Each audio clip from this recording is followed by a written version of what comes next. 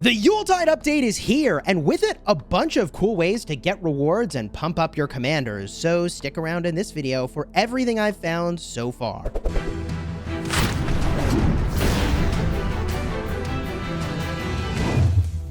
Hello my friends and welcome back. I'm Chisgule Gaming, and I recognize that it's been a minute since I've made a video about Lord of the Rings Rise to War, and the short version of that story is that I still enjoy this game, but I also have an account in Rise of Kingdoms where I've spent about 80 grand. I'm like king of the kingdom, and we were having a really massive battle that took place over the course of longer than a month. So that's what I've been doing. But now that that's kind of simmering down a bit, I've got some time to breathe, and here we are. In the Yuletide Festival, now there's a number of things to do here, and even if all you do is log in every day, collect your rewards in the Yuletide visit to get just some minor stuff here towards your firework materials, some of these decorative coins, and why do those matter? You can use Wizard's Fireworks from Gandalf in order to get some points with him. You accumulate these points to level up your Gandalf present, which includes a healthy amount of gems, some Matham vouchers, and who doesn't want some exquisite equipment? Now, you'll be purchasing that with some of the firework items. You can get a number of ways, including spending some of your own gems, which is kind of interesting.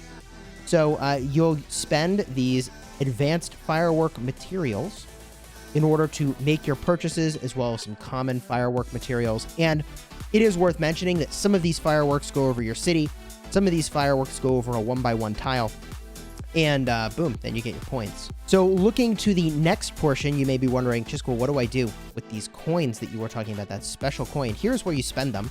I have 7 so far. I mean, I've just gotten started in all of this, and I guess, look at that, you can buy them with gems. So you can pick up some decorations for the tree here, and putting your decoration onto the tree is going to accumulate server level progress, such that at the end of the event, everybody on the server gets a reward. I just have one big question, one big concern. How in the world is this going to work on our server? Because we are merging to become a Season 2 server in the middle of the Yuletide Festival. I don't know how that's going to work, but here's hoping for the best, right? A few Matham medals would be nice to pick up here. Decoration progress. Rewards will only be available once decoration progress is completed. That's what the tooltip tells me. Don't know what happens when the server flips over, but I guess we'll see. There is a Matham Peddler special over here, the Yuletide chest. We'll be making a separate video where, of course, I crack through 100 Matham medals in the Yuletide chest, where there are some extra rewards for spending your Matham medals. And for low spenders in the game, I feel like it's abundantly clear at this point that there will be periodically chests like this that show up, and you can crack your medals for that banner to try to get some extra rewards. So generally, don't go for those rare treasures unless you're a big whale, okay? Because there are going to be other events that come along like this Yuletide chest where you can pick an extra reward, and you get, I think, 3 of these items every 10 pulls, which is really quite nice. So hang on to some of those things for events like this. That's what I personally am doing, but there's more. Bilbo's riddles. It wouldn't be Bilbo without some riddles. Now, call me crazy, but do Bilbo's hands look way bigger proportionally than I remember them? Am I just making this up? Is that exactly what Bilbo looked like? Those are some big hands, Bilbo. Anyways, you duo or solo Bilbo in a riddle contest, and you try to get as much score as you can.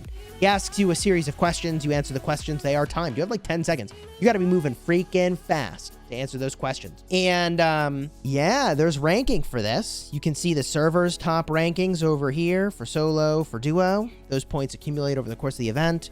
And there is a gift. If you beat Bilbo 7 times, then you get a reward, which is kind of cool. You have to pay a small number of gems in order to take a swing at this beyond the first, I think, 2 attempts, which are free.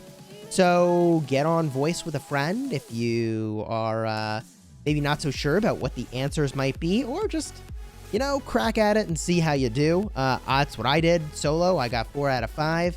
Rip. I forget which question got me. But if you do get all that right, you do get some extra rewards, which is pretty cool. When I did the duo with All Things Middle-earth just a little bit earlier, we got 5 of the currency that you need to get the Yule Tree ornaments. And by the way, you can just get a look around the Yule Tree here. You can thumbs up different people's decorations because, you know, why the heck not You can decorate it yourself, but rip, Cheesy Pants has no ornaments to decorate the tree. So I'll get there, okay? Now, besides these Yuletide events, there are a few other things that we can talk about, and I guess one thing I actually do want to mention that is Yuletide related, I think. And I don't know, here it is. Do you see this? Here it is. Some of these squares, you can go explore them. They've got this glowy good stuff going on. I don't know if that's fireworks or what it is. But when I go to explore them, you're given an opportunity to, I think, answer a question and get some rewards.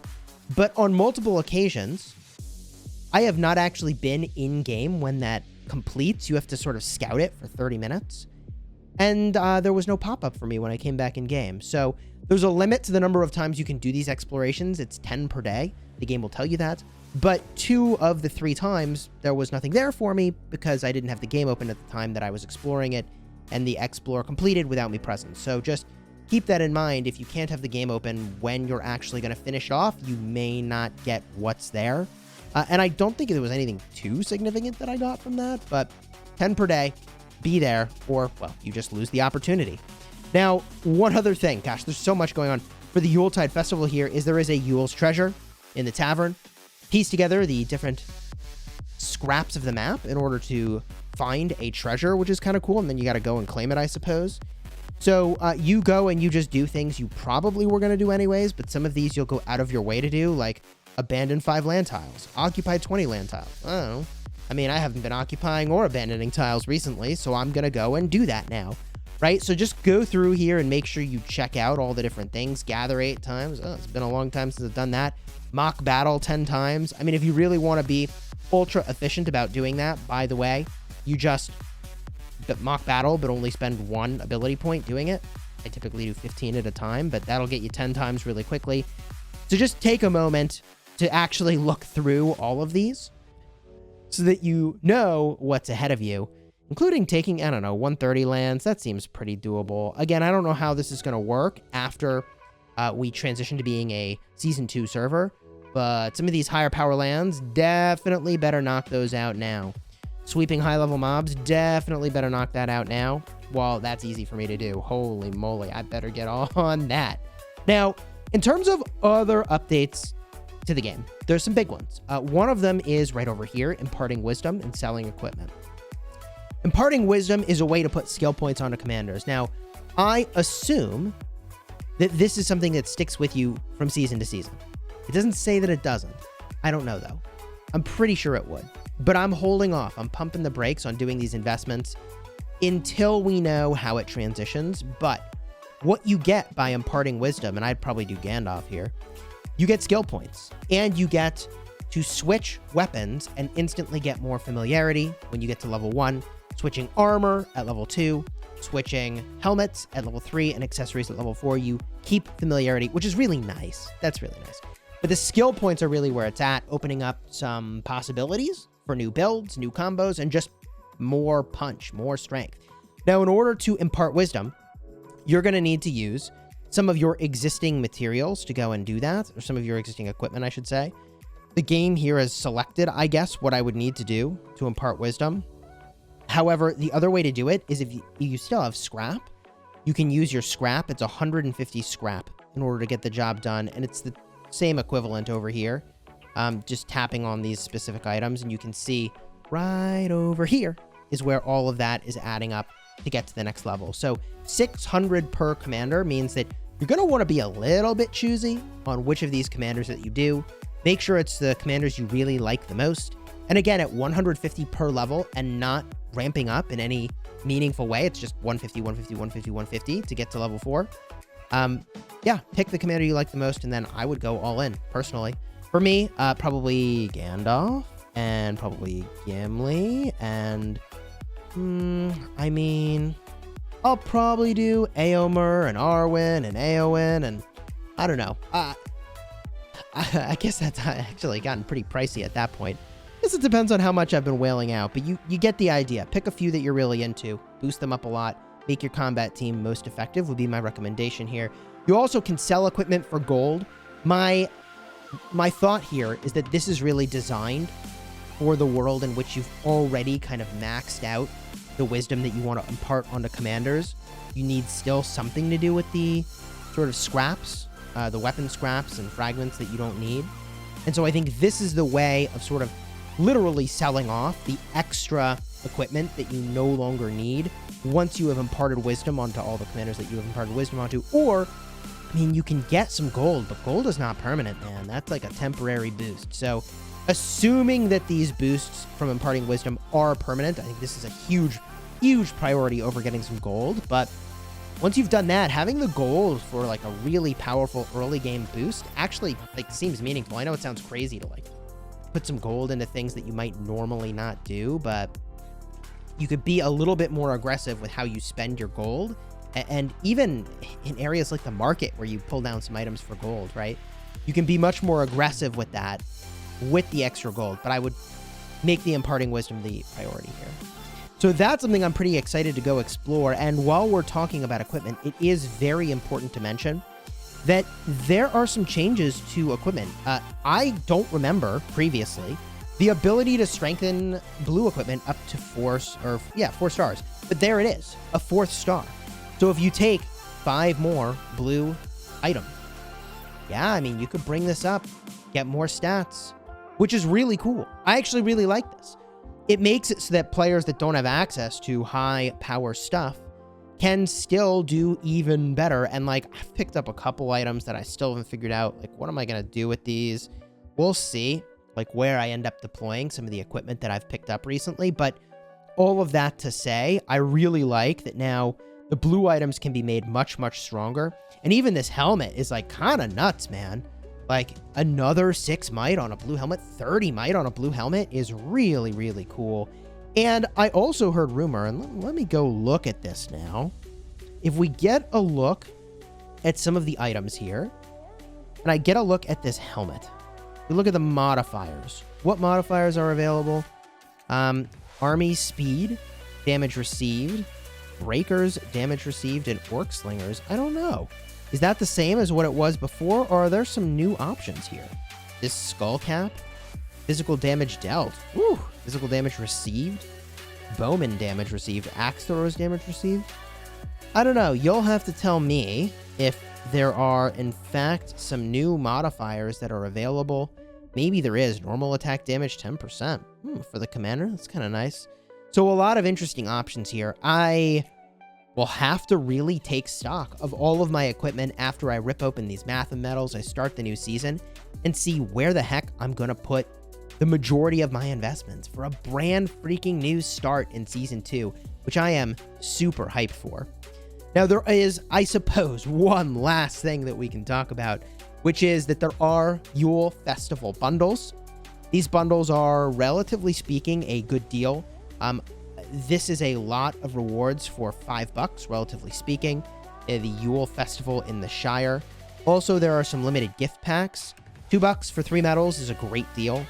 As far as spending in a mobile game goes, keep in mind, however, right? Like, this is the gacha aspect of the game. So, you're prioritizing things financially in your life. I'm no financial advisor, but things like saving for retirement, having an emergency fund. There are many things that seem more important to me than spending in a mobile game, but you are spending in Lord of the Rings Rise to War. These bundles do seem like a pretty solid deal, and you can see here I've left some of the other bundles so that you can compare to them. Normally it's like $5 for medals. Well, here we're talking 3 medals for $2 is a great deal. 20 medals for $20. So these are limited time, and ooh, I can get 3 of this. Jeez, man. Jeez, that's dangerous. Also, what is this S1 Commander gift pack? I actually don't know what this is. I don't know what this is, and so because I don't know what it is, open to receive 1 good S1 Flawless Commander gift pack to be chosen from those that appear. I think what that's saying is that maybe I get just like a respect item. Looks like a legendary respect item. Is that what that is? 3 of them? That's kind of interesting. So let's do this. Let me buy it and see what this does. Okay, purchase is in. And what do we get? 3 of these respect items and 150 Matham vouchers. Is that worth it? What did I get? We go to the items, make my way over here, and I can open it. Okay. Ah. Yeah, it is legendary commander. Respect. Okay. So this might be good for unlocking a commander that you really want, or putting more respect onto a commander that you really want or already have. I kind of like that exists. Is that actually worth the money? I'm not so sure. I would have to put some more thinking into, is that actually worth 20 bucks? And the fact that you could drop 60 bucks on that. I mean, how much respect are we talking there? That's a fair amount. It's 900 per pull here. And you could do this 3 times. So 2,700 respect. I mean, that feels like a lot of respect, doesn't it? 2,700. What does that get you? I mean, I'm probably closest to Thranduil. So if I get a look at him, 2,700 respect, it's progress. It's not even a full unlock. Good lord. All right, well, it's good. It's good. Ideally, those are the sort of thing you'd kind of hang on to until you either get that full unlock or you're on the doorstep of a full unlock, right? That's what I would hold on to. So I'm not going to do any more with that until I rip open my math and metals. If you enjoyed the video, throw a like on here, consider subscribing. I'll be back tomorrow ripping open all these sweet, sweet math and metals. And if I figure anything out between now and then about how these events work, I will definitely let you know.